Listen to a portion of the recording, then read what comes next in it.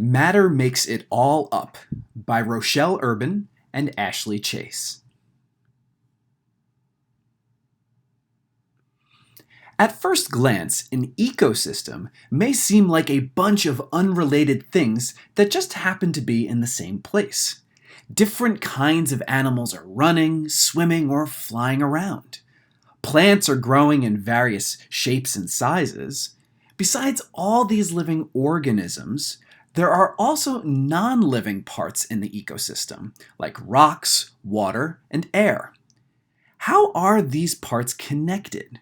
For example, think of some parts in a Florida swamp ecosystem. What do a rock, a cypress tree, an alligator, and a heron really have in common? An ecologist is a scientist who studies ecosystems. To an ecologist, the parts of an ecosystem have something very important in common. In fact, you could say they are all the same deep down. All the parts of an ecosystem are made of matter. Matter makes up the air, water, soil, rocks, animals, plants, and everything else. Matter is made up of tiny atoms that are too small to see. There are many different kinds of atoms, and these atoms can combine to form a huge number of different kinds of molecules. Individually, atoms and molecules are too small to see. However, billions and trillions of atoms and molecules together can make up a rock, a tree, a bird, or even an alligator. The photo on the left shows a few organisms in an Everglades swamp ecosystem. What does it really mean to say that an animal is made of matter? If you could look inside the body of an alligator, you would see muscles, bones, blood, and different body systems. All of the parts of an alligator are made of matter. For example, let's zoom in on a muscle. The muscle is made up of smaller parts. Those parts are made up of even smaller parts, which are made up of molecules. Those molecules are made up of atoms. It's all matter. This is a close-up of a muscle as seen through a microscope. Here is an even closer view of the matter that makes up a muscle. And this image shows a model of a molecule that makes up muscles. We can't really show what the molecules look like. The individual molecules are too small to see, even with a microscope. A full-grown alligator may weigh 360 kilograms, or 800 pounds. That's a lot of matter. Where does it all come from? How does an alligator grow to be so big? Alligators and other animals never stop growing.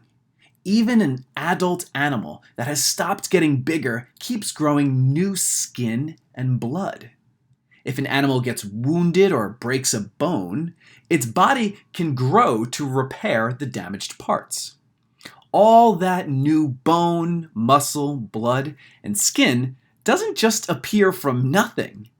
Since an animal is made of matter, when it grows, it needs to add more matter to its bones, muscles, and other parts. That's how animals grow.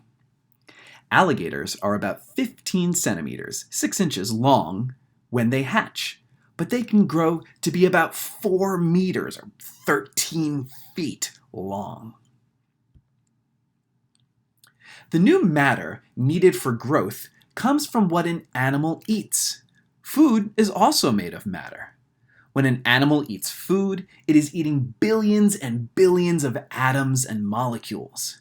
These atoms and molecules are all matter that the animal uses to grow. Inside the animal's body, the food molecules are broken down and used to build new molecules that make up blood, bone, muscle, skin, and other body parts. Not all the matter that an animal eats gets added to the animal's body. Some of the matter isn't used by the animal. This matter ends up as different kinds of waste, including droppings. More important, the animal uses some of the food matter to get energy. Animals need energy to move and do all of the things animals do. When an animal uses matter to get energy, that matter is changed and released as gases into the air. This alligator is eating a bird it caught in the swamp. Not all of the matter from food ends up as part of an animal's body. Some of the matter becomes droppings, like the alligator droppings shown above. The animal also uses some of the matter to get energy, changing the matter and releasing it into the air. Ecologists think a lot about eating. Eating is one of the most important ways that matter moves through an ecosystem. All the animals in an ecosystem need to eat. Most of those animals are also eaten by some other animal. In order to understand an ecosystem, it's important to figure out what eats what. Figuring out what eats what can be difficult. An ecosystem may have countless organisms of many different kinds. All those different kinds of organisms interact in complicated ways. To find out what each kind of animal eats, scientists collect data. They observe animals in nature and record what the animals eat. If scientists find a dead animal, they may observe the inside of its stomach. That way, they can gather data about what the animal ate before it died. Scientists also look at data that other scientists have collected in the past. This bird is eating a fish it caught in the swamp. These ecologists are gathering data about tiny animals that live in a swamp. Ecologists need lots of data to figure out what eats what. Ecologists make diagrams to show what eats what in an ecosystem. Let's look at the example of an alligator again. Alligators often eat birds called great blue herons. Great blue herons often eat carp, a kind of fish. Carp often eat bladderwort, a kind of plant that grows in swamps. A diagram showing how these organisms interact is called a food chain.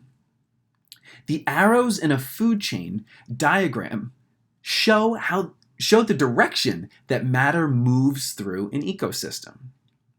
When a carp eats a bladderwort plant, some of the matter from the plant gets turned into part of the body of the carp.